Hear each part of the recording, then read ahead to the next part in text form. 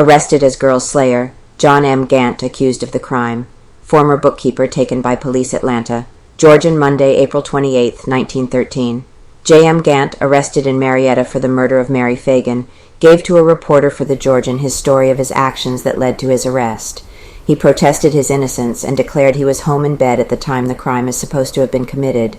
In striking contradiction to this statement is the assertion of Mrs. F. C. Terrell of 284 East Linden Street, where Gant said he slept Saturday night, that she had not seen Gant in 3 weeks. "I watched the Memorial Day parade in Atlanta," said Gant as he sat in the Marietta police station, "and after the parade was mostly over I went out to the ball game.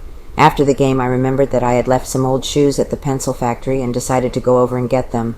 I went over there at 6 o'clock and Superintendent Frank let me in.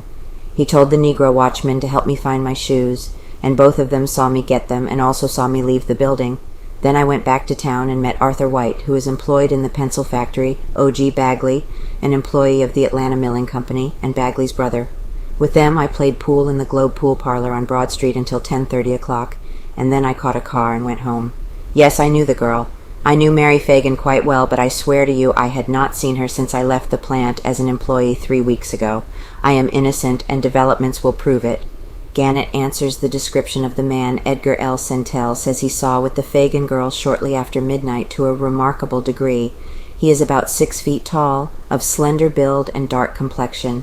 His hair is dark and inclined to curl, and he wore a blue suit and a straw hat. He said that he is 24 years old and that his name was James, and not John, as Superintendent Frank had stated. Gant was arrested by Deputy Sheriff Hicks on the 1 o'clock car. He did not appear particularly nervous and was confident that he would be able to demonstrate his innocence, but the detectives with him were equally certain that the slayer had been captured. Here is told in chronological order the story of the mystery. One Mary Phagan, 14 years old, was strangled to death in the National Pencil Cozies factory, 37 South Forsyth Street. 2 Newt Lee, Negro night watchman, found her body in the basement a little after 3 o'clock Sunday morning and notifies the police. He was arrested.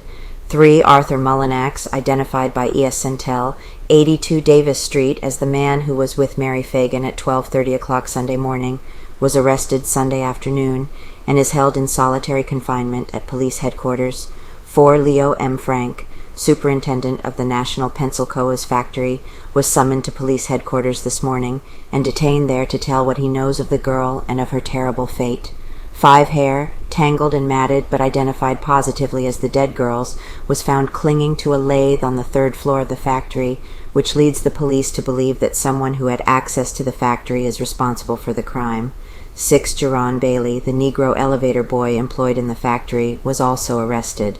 7 E.S. Skipper, 224 Peters Street, says he saw a girl answering the description of Mary Phagan being forced to accompany 3 flashily dressed youths who took her to Whitehall near Mitchell Street at about 10 o'clock Saturday night. The girl was weeping and seemed weak and dazed. 8.